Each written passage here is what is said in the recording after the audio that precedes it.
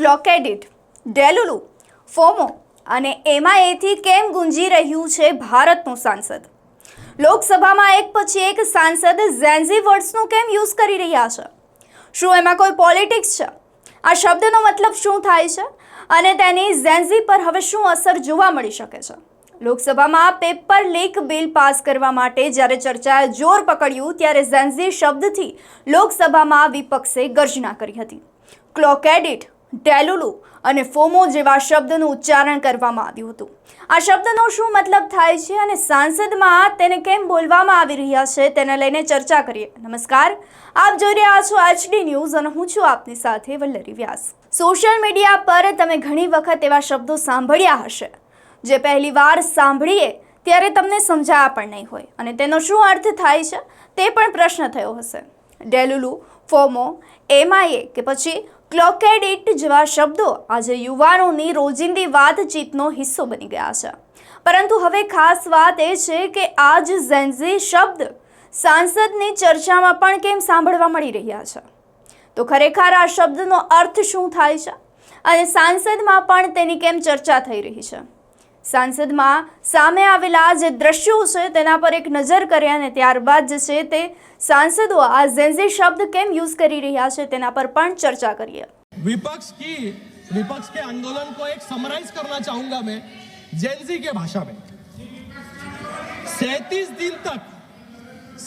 दिन तक तो ये जंतर मंतर नहीं गए तो इनको एमआईए हो गया. एमआईए क्या है?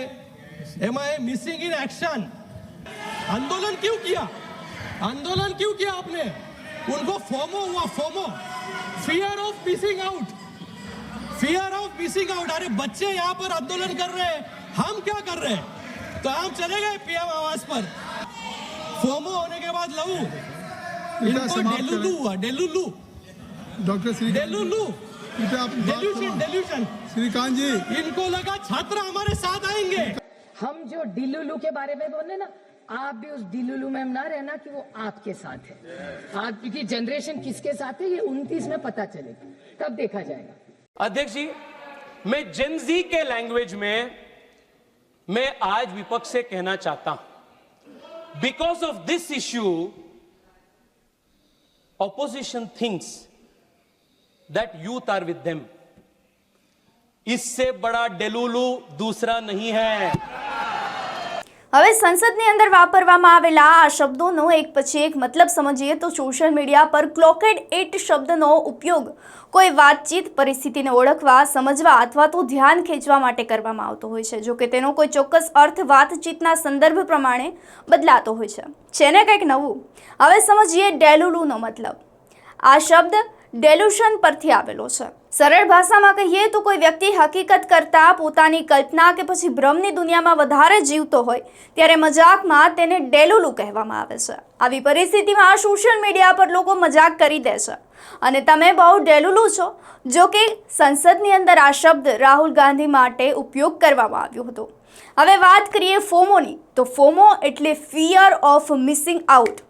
એટલે કે કોઈ તક, પાર્ટી, ઇવેન્ટ અથવા તો કોઈ મહત્વની ઘટના પોતાથી છૂટી જવી, તેનો ડર હોવો.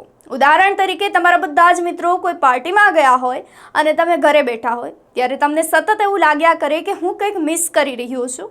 આ જ છે ફોમો. આ પછી વાત કરીએ સંસદમાં જે શબ્દ ગુંજી રહ્યો છે, સૌથી વધુ જેની ચર્ચા થઈ રહી છે તે છે MIA, એટલે કે મિસિંગ ઇન એક્શન. કોઈ વ્યક્તિ લાંબા સમયથી ક્યાંય દેખાતી ન હોય અથવા તો કોઈ પ્રવૃત્તિની અંદર સામેલ ન થતી હોય, જોડાતી ન હોય અને અચાનક જ ગાયબ થઈ જાય ત્યારે સોશિયલ મીડિયા પર તેને MIA શબ્દથી પ્રયોગ કરવામાં આવતો હોય છે. આ શબ્દનો ઉપયોગ કરવામાં આવતો હોય છે. આવું જ કંઈક રાહુલ ગાંધી સાથે પણ થઈ રહ્યું છે. હવે સમજીએ, જેમ કે કોઈ મિત્ર જ છે તે દરરોજ કોઈ ગ્રુપની અંદર મેસેજ કરતો હોય છે પરંતુ અચાનક જ ઘણા દિવસોથી કોઈ મેસેજ ના કરે તો તે મિત્રને કહી શકાય કે આ તો ઘણા દિવસથી MIA છે. અને હવે વાત કરીએ આવા શબ્દ સમૂહની કે જેણે સંસદની અંદર પણ જે છે તે હવે ધ્યાન ખેંચ્યું છે. સંસદની અંદર સૌથી વધુ ચર્ચામાં જે શબ્દ રહ્યો છે તે છે વાસ્તે ગુણ હુઈયા. જંતર મંતર પર વિરોધ કરી રહેલા ઝેન્ઝી પોલીસ કર્મચારીઓને ચીડવવા માટે આ શબ્દનો ઉપયોગ કરતા હતા. પરંતુ હવે કોંગ્રેસના સાંસદ દીપેન્દ્ર હુંડાએ પોતાના ભાષણ દરમિયાન આ શબ્દ સમૂહનો ઉલ્લેખ કરી દીધો છે અને આ શબ્દ સમૂહ સોશિયલ મીડિયા પર હાલ વાયરલ મીમ, ટ્રેન્ડ્સ અને કન્ટેન્ટનો એક ભાગ બની ચૂક્યો છે. વર્ષ 2015માં વાઇન એપના વિડીયોમાં બોલાતા અંગ્રેજી વાક્ય કેન આઈ ગેટ અ હોયા પરથી ભારતીય ક્રિએટર્સે મસ્તીમાં તેનું નામ બગાડી અને વાસ્તે ગુણ હુઈયા બનાવી દીધું છે.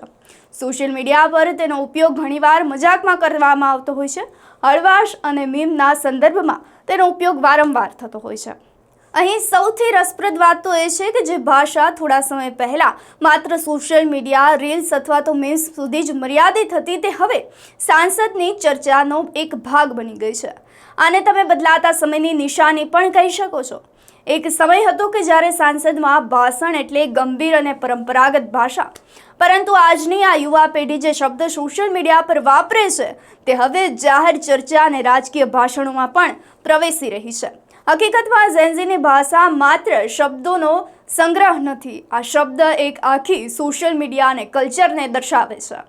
ફોમો આજની સોશિયલ લાઈફ બતાવે છે તો ડેલુલુ મીમ કલ્ચર અને ઓનલાઈન હુમરને દર્શાવે છે.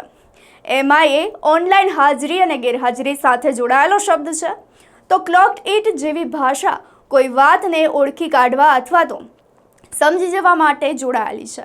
એટલે જો તમે સોશિયલ મીડિયા પર આમાંથી કોઈ શબ્દ દેખાય તો હવે તમે સમજી જશો, તો હવે તમે સરળ ભાષામાં તેને સમજી શકશો. અને સંસદની અંદર આવી ઝેન્ઝી ભાષાનો ઉપયોગ થવો જોઈએ કે કેમ? સંસદની ભાષા પરંપરાગત અને ગંભીર રહેવી જોઈએ કે કેમ? આ શબ્દનો ઉપયોગ ઝેન્ઝીને પોતાના પક્ષમાં કરવા માટે વિપક્ષના નેતાઓ કરી રહ્યા છે કે શું? તમારું શું માનવું છે? અમને કમેન્ટ કરી ચોક્કસથી જણાવશો. નમસ્કાર.